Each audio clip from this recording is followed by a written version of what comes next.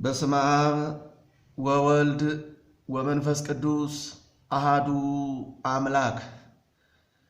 የተወደዳችሁ የአምላካችን የእግዚአብሔር ቤተሰቦች፣ የእናታችን የቅድስት ድንግል ማርያም የቃል ኪዳን ልጆች፣ የኢትዮጵያ ኦርቶዶክስ ተዋሕዶ ቤተክርስቲያን አማኞች በአምላካችን በእግዚአብሔር ፍጹም ሰላም እንደምን አላችሁ?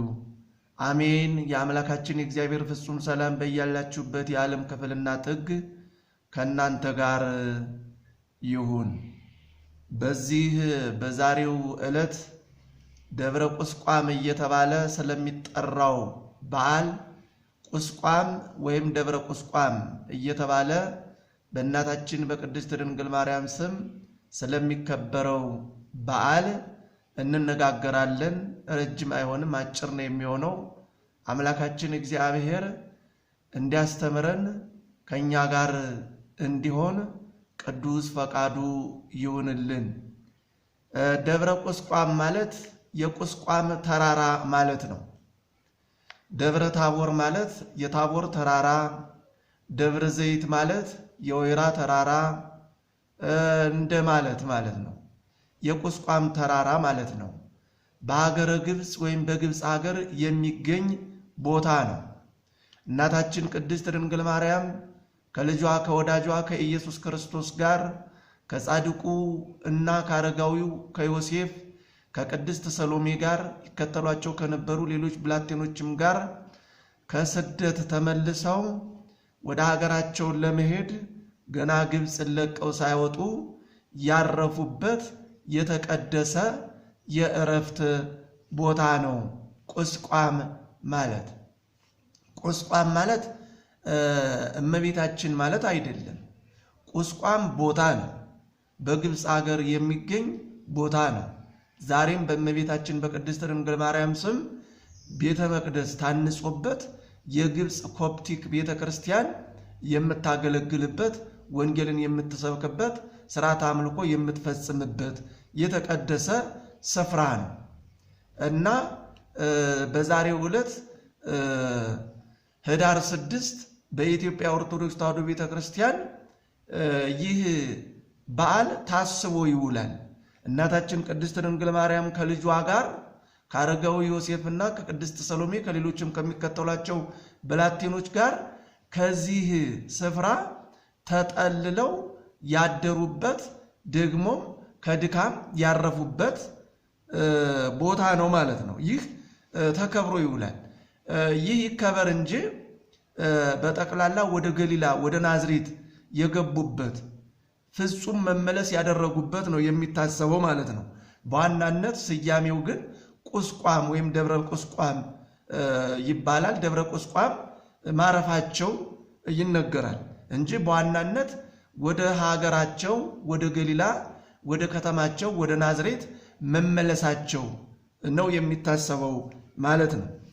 በተአምረ ማርያም 48ኛው ተአምረ ማርያም ላይ እንደዚሁም ዛሬ ህዳር 6 በሚነበበው ስንክሳር ላይ ትንሽ ነገር ነው የተጻፈው። ስለዚህ ደብረ ቁስቋም ስለተባለው ቦታ ማለት ነው። ወእምድኅረ ተመይጡ እምተሰዶ በጹ ወቦኡ ውስተ ደብረ ቁስቋም ወአይረፉ እምጻማ ድካም ዘረከቦሙ በፍኖት እግዝእትነ ማርያም ምስለ ፍቁር ወልዳ ወዮሴፍ አረጋዊ ወቅድስት ሰሎሜ ይላል።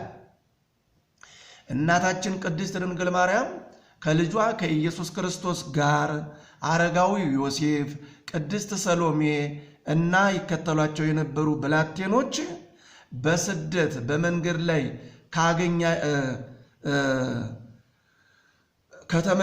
ከስደት ከተመለሱ በኋላ ወደዚህ ደብረ ቁስቋም እየተባለ ወደሚጠራው ቦታ ደረሱ። ወደዚህም ገቡ። በስደት ካገኛቸው ድካምም አረፉ ይላል። ምን ያህል ቀን እንደቆዩ እስካሁን ድረስ እኔ ካነበብኳቸው የተጻፈ ነገር የለም።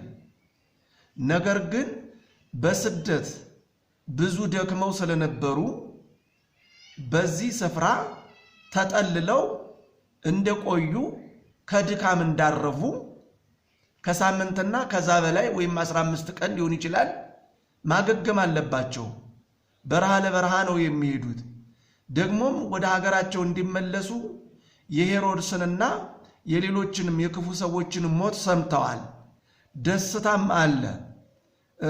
ይሄ ደስታ ምናልባት መንፈሳዊም ነው ስጋዊም ነው። ሰይጣን ሲሸነፍ መንፈሳዊ ደስታ ነው።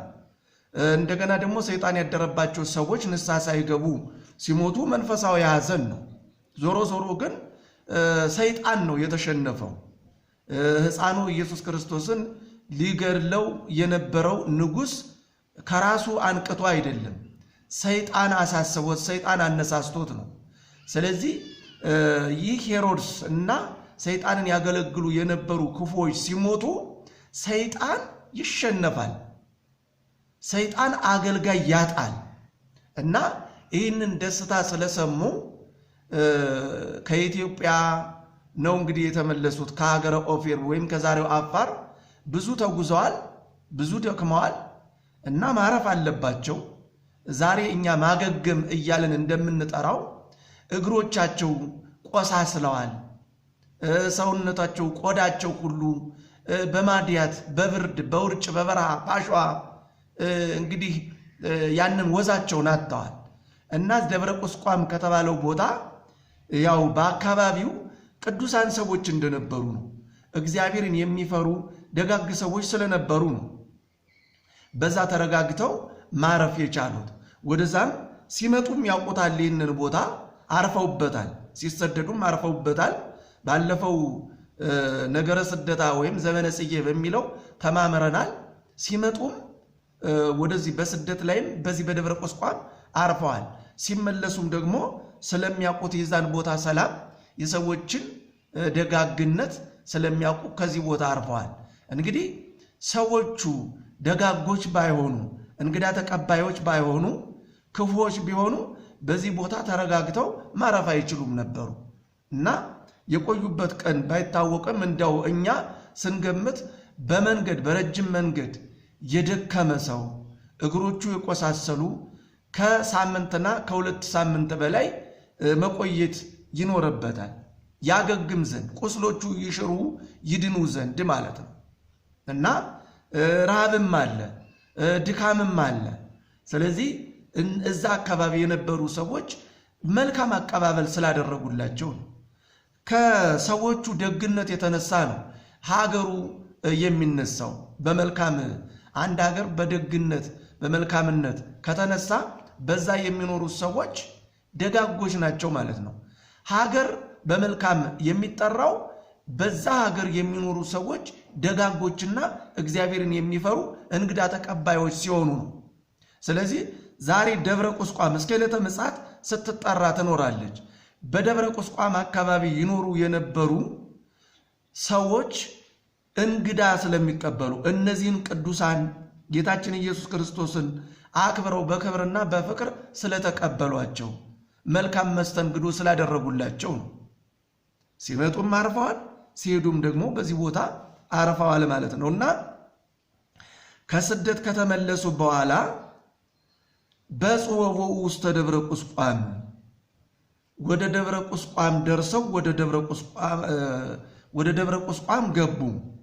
ወአይረፉም ጻማ ዘረከቦሙ በፍኖት በስደት እና በረጅም መንገድ ካገኛቸው ድካምም አረፉ ይላል። የአንድ ሰዓት እረፍት ላይሆን ይችላል፣ የቀናት እረፍት ነው። የቀናት እረፍት ነው እና ቅዱስ ያሬድ ኢትዮጵያዊ በዚህ ዙሪያ ምን አለ? እሱ ያለውን አልፎ አልፎ እንወያይበታለን ማለት ነው። ዮም ጸለሉ መላእክት አንገርጋሪ እየተባለ በሚጠራው ድርሰት ላይ ነው፣ የመዝሙር ክፍል ነው። ዮም ጸለሉ መላእክት ላይ ለማርያም ወላይ ለወልዳ ክርስቶስ በደብረ ቁስቋም እንዘ ይብሉ ስብሐት በአርያም አማን ወበምድረ ሰላም። ምቤት ነው፣ ምቤት ነው፣ ቤት ያለው ነው ማለት ነው። ዛሬ አለ መላእክት ክንፎቻቸውን ዘርግተው በድንግል ማርያምና በልጇ በኢየሱስ ክርስቶስ ላይ በደብረ ቁስቋም ረበቡ ክንፋቸውን ጋረዱላቸው። በእናታችን በቅድስት ድንግል ማርያምና በልጇ በኢየሱስ ክርስቶስ ላይ በደብረ ቁስቋም ወይም በቁስቋም ተራራ መላእክት ክንፎቻቸውን ጋረዱ፣ ረበቡ። እንዘ ይብሉ ስብሐት በአርያም አማን ወበምድር ሰላም። ክብር ምስጋና በላይ በሰማያት በእውነትም ሰላም በምድር ሆነ እያሉ እያመሰገኑ መላእክት በደብረ ቁስቋም በቅድስት ድንግል ማርያም እና በልጇ በኢየሱስ ክርስቶስ ላይ ክንፋቸውን ዘረጉ ብሎ ገልጿል ማለት ነው። እንግዲህ መላእክት የእግዚአብሔር ሰራዊት ናቸው። ኢየሱስ ክርስቶስ እግዚአብሔር ነው። ንጉሱ ካለበት ሰራዊቱ አይለዩም። ሰራዊቱ ካለም ንጉሱ አለ ማለት ነው። የሰራዊት የመላእክት ፈጣሪ የሰራዊት ሁሉ ጌታ ኢየሱስ ክርስቶስ ከእናቱ ከቅድስት ድንግል ማርያም ጋር ከስደት ተመልሶ በዚች የተቀደሰች ስፍራ በቁስቋም አርፏል። በቁስቋም አለ፣ በቁስቋም ይኖራል። ስለዚህ የእርሱ ሰራዊት መላእክት ከእርሱ አይለዩምና ስብሐት ለእግዚአብሔር በአርያም ወሰላም በምድር ስምረቱ ለሰብ።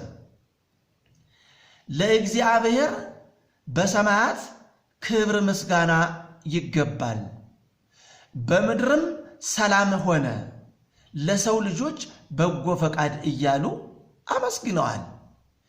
ይህ ምስጋና ቅዱሳን መላእክት ናቸው ያመሰገኑት። ያመሰገኑትም ደግሞ ጌታችን ኢየሱስ ክርስቶስ በቤተልሔም በከብቶች በረት በተወለደ ጊዜ ነበረ። ወንጌል ሉቃስ ምዕራፍ 2 ላይ እንደምንመለከተው ይህንን ምስጋና መላእክት ናቸው ያመሰገኑት። ምስጋናው ግን ከእረኞች ጋር ለእግዚአብሔር የቀረበ ነበረ። በቤተልሔም እረኞች ከመላእክት መላእክት ደግሞ ከእረኞች ጋር አንድ ሆነው ለእግዚአብሔር ክብር በአርያም ይገባል፣ በምድርም ሰላም ሆነ፣ ለሰው ልጆች ደግሞ በጎ ፈቃድ ሆነ ብለው አመስግነዋል። ሰዎችና መላእክት አንድ ሆነው በአንድ ቦታ ለእግዚአብሔር አንድ መዝሙር አቀረቡ።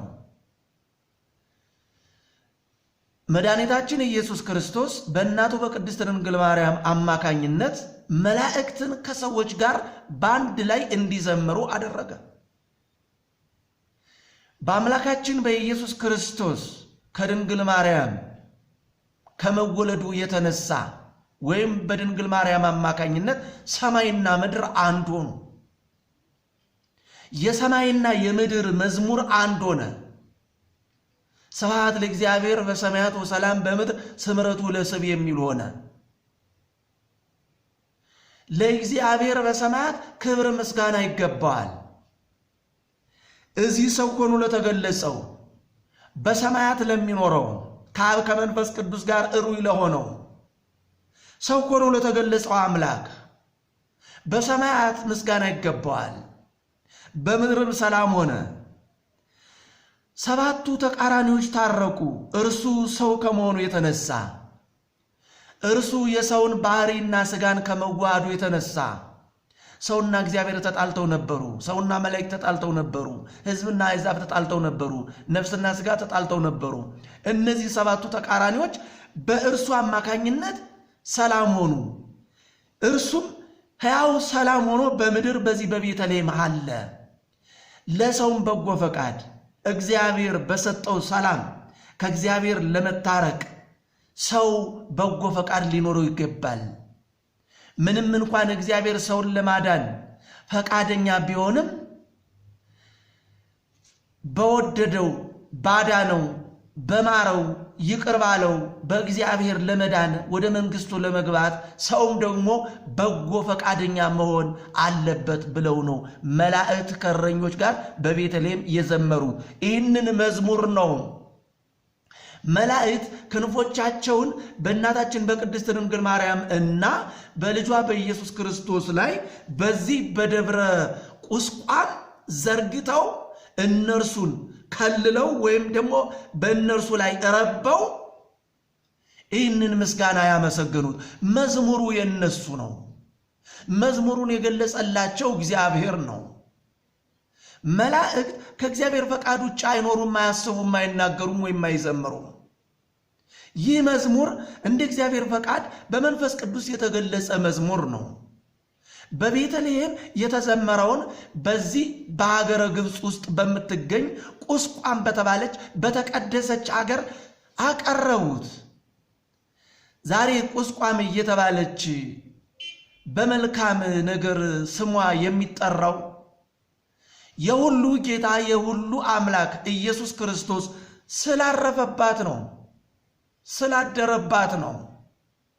የሁሉ እመቤት እናታችን ቅድስት ድንግል ማርያም ልጇ ኢየሱስ ክርስቶስን ይዛ ስላረፈችባት ነው። ሰው ቦታን ይቀድሰዋል፣ ቦታ ደግሞ ሰውን ይቀድሰዋል ይባላል። ይቺ ቁስቋም እስከ ዕለተ ምጽአት በመልካም ስትወደስ የምትኖረው የእግዚአብሔር መሰዊያ ለእግዚአብሔር ሥርዓተ አምልኮ ሲቀርብባት እስከ ዕለተ ምጽአት የምትኖረው በመጀመሪያ እነዚህ ቅዱሳን ሲሰደዱና ወደ ሀገራቸው ሲመለሱ መልካም አቀባበል ያደረጉላቸው የግብፅ ሰዎች የግብፅ ደጋግ ሰዎች ስለነበሩባት ነው። ዛሬም ሀገራችንን በመልካም ለማስጠራት እኛ ኢትዮጵያውያን ልንታረቅ ይገባል። እንግዳ ወዳጆች ልንሆን ይገባል። የፍቅር ሰዎች ልንሆን ይገባል። ከነዋሪዎቹ መልካምነት የተነሳ ነው የሀገሪቱ ደግነት እስከ ዕለተ ምጽአት ሲነሳና ሲጠራ የሚኖረው። ቁስቋም እንዲሁ ተራራውና አካባቢው መልካም ስለሆነ ብቻ አይደለም። መልክዓ ምድሩ የሚያምር ነፋሻ ለማረፍ ምቹ የሆነ ቦታ ስለነበረ ብቻ አይደለም። በዙሪያው ክፉ ሰዎች ካሉ እዛ ማን ማረፍ ይችል ነበረ? ነገር ግን በዙሪያው የነበሩ ሰዎችም ደጋጎች መልካሞች ነበሩ። የቁስቋም ቦታ መልክዓ ምድሩም ደግሞ ነፋሻ ለማረፍ ምቹ የሆነ ለማገገም ምቹ የሆነ ቦታ ነበረ። ሰዎችና መልክዓ ምድሩ ተስማምተው እግዚአብሔርንና እነዚህን ቅዱሳን ለመቀበል በቅተዋል ማለት ነው።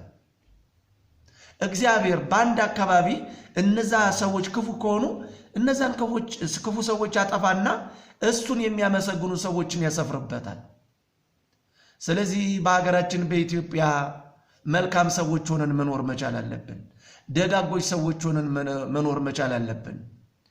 ሀገራችን ኢትዮጵያ የኛ ርስት ናት። እኛ ክፎች ከሆንን ግን እኛን ያጠፋና ባይዳንን አምጥቶ በኢትዮጵያ ያሰፍራል።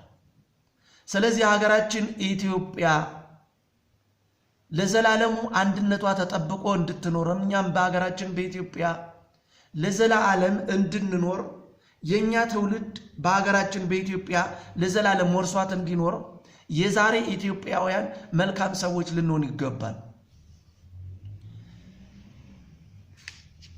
መላእክት በደብረ ቁስቋም የተገኙት በደብረ ቁስቋም የሁሉ ጌታ ኢየሱስ ክርስቶስ የሁሉ እመቤት ቅድስት ድንግል ማርያም ስለተገኙ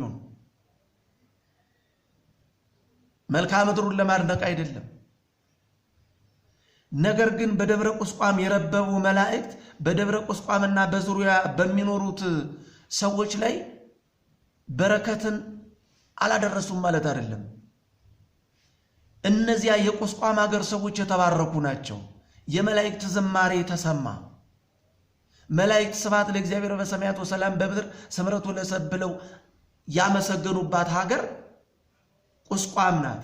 ከሰዎች መልካምነትና ደግነት የተነሳ ሰዎች በክብርና በፍቅር አክብረው እነዚህን እንግዶች ጌታችን ኢየሱስ ክርስቶስን ባይቀበሉ ኖሮ እስከ ዛሬ ድረስ ቁስቋም በመልካም አትጠራም ነበር። መላእክትም ደግሞ ከሰማያት መጥተው ክንፋቸውን ዘርግተው በደብረ ቁስቋምና በአካባቢው ረበው ይህንን መዝሙር ማሰማት ባልቻሉም ነበር። ከዛ ስለ ቁስቋም የተነገሩ ነገሮችን የምናየው አንደኛውን አይተናል።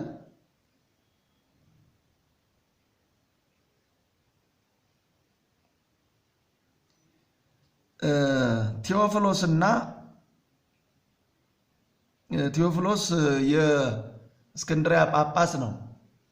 ይችን ቁስቋምን ያውቃታል፣ ሀገሩ ናት። ቤተ ክርስቲያን ታንጿል።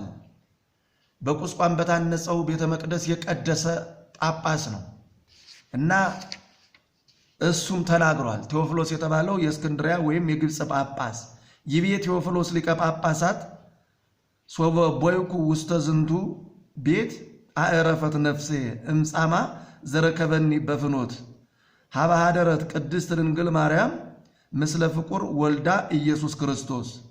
ምንድነው የሚለው? ይቤ ቴዎፍሎስ ሊቀ ጳጳሳት የጳጳሳት አለቃ ቴዎፍሎስ አለ ሶበ ቦይኩ ውስተ ዝንቱ ቤት አዕረፈት ነፍሴ እምጻማ ድካም ዘረከበኒ በፍኖት ወደዚህ ወደ ደብረ ቁስቋም በገባው ጊዜ በመንገድ ላይ ካገኘኝ ድካም ነፍሴ አረፈች። እንግዲህ እመቤታችንን ሆኖ ወይም ኢየሱስ ክርስቶስን ሆኖ ነው የሚናገረው ማለት ነው። ነፍሴ አረፈች። ሀበ ሀደረት ቅድስት ድንግል ማርያም ምስለ ፍቁር ወልዳ ኢየሱስ ክርስቶስ።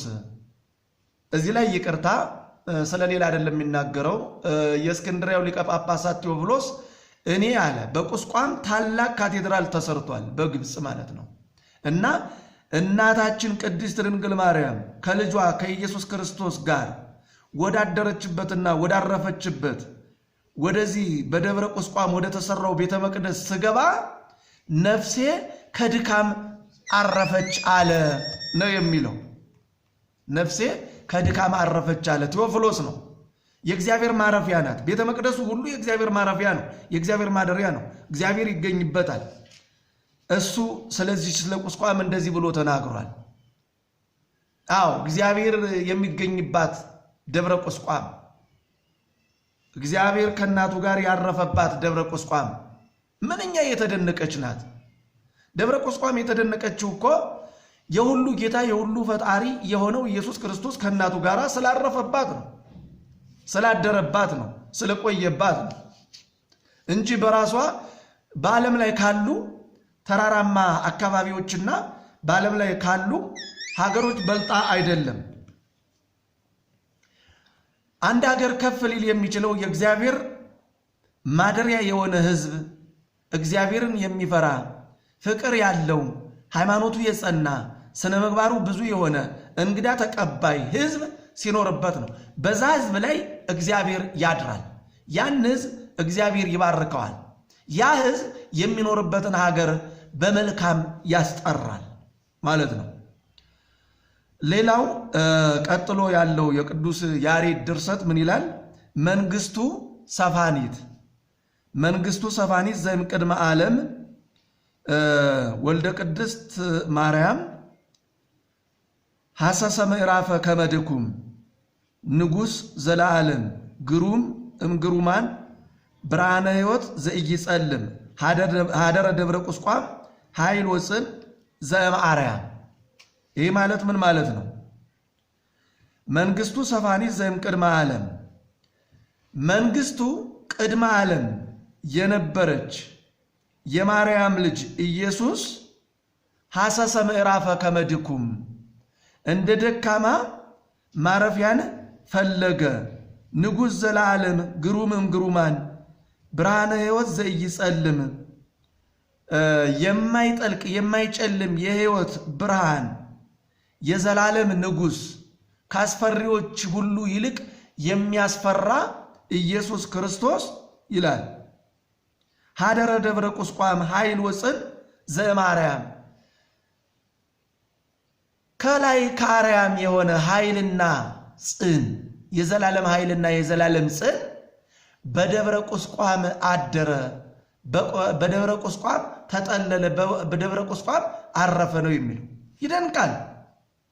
የዘላለም ንጉሥ፣ የዓለም ሁሉ መጠጊያ፣ የዓለም ሁሉ መሸሸጊያ፣ ለእኛ ለሰዎችና ለፍጥረታት ሁሉ መኖሪያን ማረፊያን የሠራ ለመላእክት በሰማያት መኖሪያን ያዘጋጀ አምላክ እኛን ለማዳን ሰው ሆኖ በምድር ላይ በተገለጸ ጊዜ ግን በደብረ ቁስቋም ተጠለለ፣ በደብረ ቁስቋም አረፈ። እንደ ተራ እንደ ደካማ ሰው ከድካሙ በደብረ ቁስቋም አረፈ። ይህ ሁሉ የተደረገው እኛን ለማዳን ነው። የተወደዳችሁ እግዚአብሔር ልጆች መርሳት የለብንም። ታሪኩን ብቻ ማድነቅ የለብንም። ጌታችን መድኃኒታችን ኢየሱስ ክርስቶስ እኛን ለማዳን ይህንን ሁሉ መከራ ተቀበለ። የዓለም ሁሉ መጠጊያ ሲሆን ዓለምን ከመፍጠሩ አስቀድሞ ያለ ቦታ የሚኖር አምላክ፣ ጊዜ ከመፈጠሩ አስቀድሞ ዘላለም የሚኖር አምላክ፣ ዘመን የማይቆጠርለት የዓለም ሁሉ መኖሪያ፣ የዓለም ሁሉ መጠጊያ፣ የመላእክት መኖሪያ፣ የመላእክት መጠጊያ፣ የመላእክት ማረፊያ፣ የመላእክት ሁሉ ቤት ሲሆን ለእርሱ ግን እኛን ለማዳን በምድር ላይ በተገለጸ ጊዜ መጠለያ ቤት አልነበረውም። በኢየሩሳሌም ሲያስተምር እየዋለ በደብረ ዘይት ተራራ ላይ በሚገኘው ዋሻ ነበር ያድር የነበረው። ይገርማል፣ ይደንቃል። ቸርነቱንና ፍቅሩን መርሳት የለብንም። የዓለም ሁሉ መሸሸጊያ፣ ሕያው መሸሸጊያ፣ ሕያው መደበቂያ፣ ሕያው መኖሪያ የሆነ እርሱ እኛን ለማዳን በተገለጸ ጊዜ ግን ከስደት ሲመለስ እንደ ተራ ሰው ደክሞ ከእናቱ ከቅድስት ድንግል ማርያም ጋር በቁስቋም አረፈ፣ በቁስቋም አደረ፣ በቁስቋም ቆየ። እንደዚህ ነው የሚለው ቅዱስ ያሬድ። ቀጥሎ ወዳለው ደግሞ እንሄዳለን።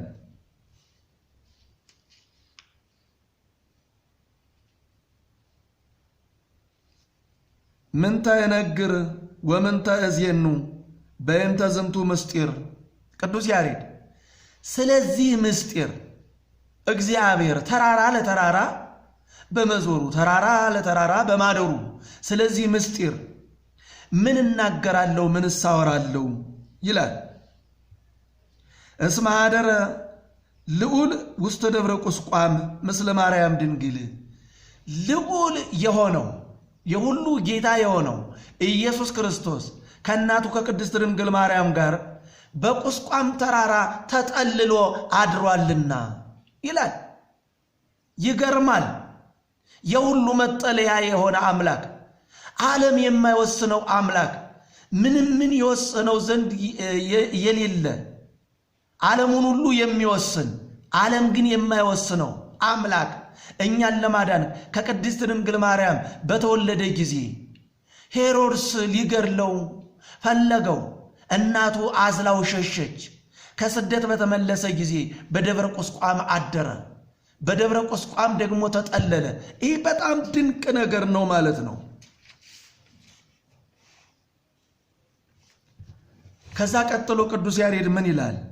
መንክረ ወመድምም ዘተገብረ በደብረ ቁስቋም መንክር ወመድምም ዘይሴባህ በአርያም አምላክ ፍጹም ሀደረ ውስቴቱ መድኃኔ ዓለም ዛሎም ቅድመ ዓለም ሀደረ ውስተ ዝንቱ ሀደረ ውስቴቱ ለዝንቱ ደብር ዘአብ ቃል ምስለ እሙ ድንግል ማርያም ደመና ቀሊል።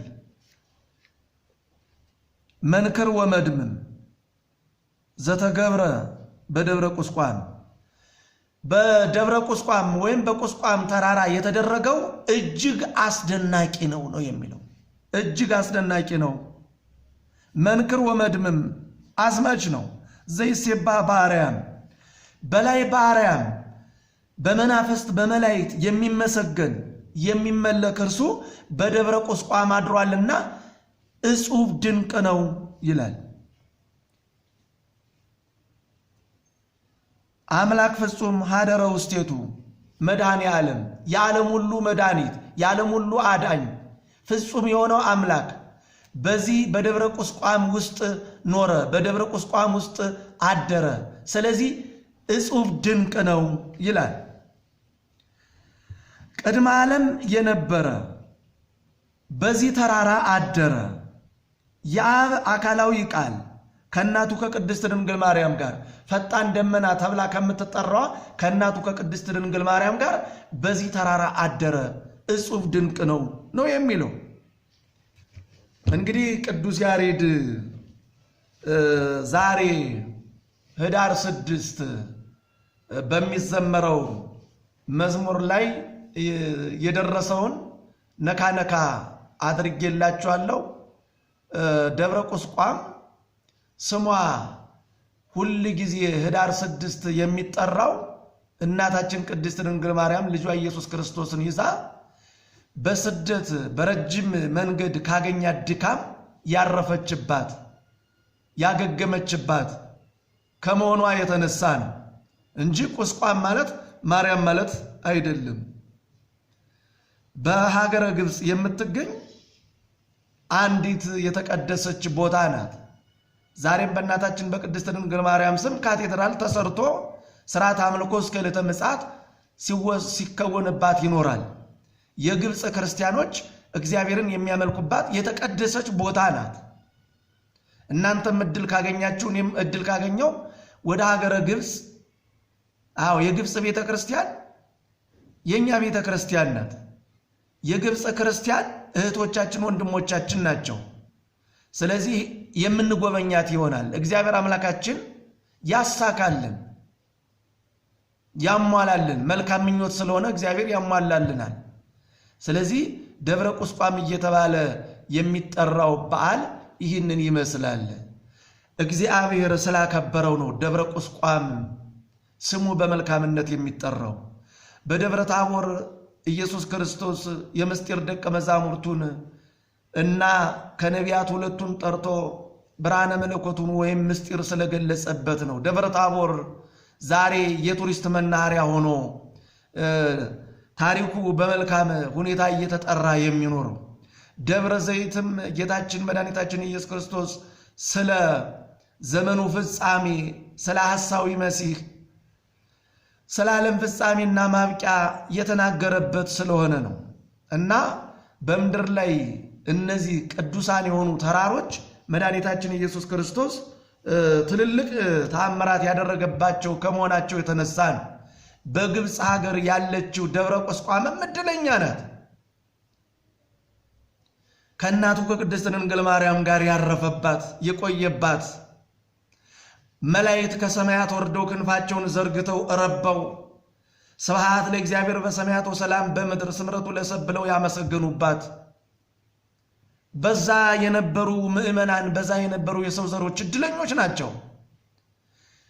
እናቱን ከልጇ ከኢየሱስ ክርስቶስ ጋር ተቀብለዋልና እና ይህንን ይመስላል። ለዛሬው ደብረ ቁስቋም ይህንን ይመስላል። አምላካችን እግዚአብሔር በዓሉን የሰላም የፍቅር የደስታ በዓል ያደርግልን። ከእናታችን ከቅድስት ድንግል ማርያም ከስደቷ ረድኤት በረከት ያሳትፈን። ሀገራችን ኢትዮጵያን በእውነት በጽኑ ሰላም ይጠብቅልን። ወደ ቀደመው ሰላሟ ይመልስልን። ወደ ቀደመው ብልጽግናዋ ወደ ቀደመው ገናናነቷና ክብሯ ይመልስልን። ከኢትዮጵያ የተሰደዱትን ሁሉ ወደ ሀገራቸው ይመልስልን። ሀገራችንን አምላካችን እግዚአብሔር በቸርነቱ ይጎብኝልን። የእናቱ የቅድስት ድንግል ማርያም የአስራት ሀገር ናትና እናቱ ቅድስት ድንግል ማርያም ስለ ሀገራችን ስለ ኢትዮጵያ አማልዳ እግዚአብሔር ደግሞ የእኛን የኢትዮጵያን ሰዎች ታርቆን በቤተ መቅደሳችን በአንድነት እንድናመልክ በግሸን ደብረ ከርቤ ተሰብስበን የእመቤታችን በዓሏን እንድናከብር በአክሱም በርዕስተ አድባራት ወገዳማት በአክሱም የጽዮን ማርያም በዓልን እያከበርን እግዚአብሔርን በአንድነት እንድናመልክ በአንድነት ሥጋውን ደሙን እየተቀበልን በአንድነት የምንዘምርበትን ዘመን ያምጣልን። መለያየትን የሚያመጣ ሰይጣን ነው፣ አንድነትን የሚሰጥ እግዚአብሔር ነው። መበታተንን የሚያመጣ ሰይጣን ነው፣ አንድነትን የሚሰጥ ግን እግዚአብሔር ነው። ስለዚህ ሰይጣን የበተነንን እግዚአብሔር አንድ ያደርገናል እናምናለን። እኛ ግን ለመታረቅ አንድ ለመሆን በፍቅር እርስ በርሳችን ተዛዝነን ተሳስበን ለመኖር እጃችንን በንስሐ ወደ እግዚአብሔር መዘርጋት አለብን። ሀገራችን ኢትዮጵያ ሰፊ ናት። እኛ ፍቅር ካለን ትበቃናለች። ብዙ ያልታረሱ ሰፋፊ ሁዳዶች አሉ በኢትዮጵያ። የትኛውም ሀገር ባያመርት ደቡብ ቢያመርት መላ ኢትዮጵያን መመገብ ይችላል።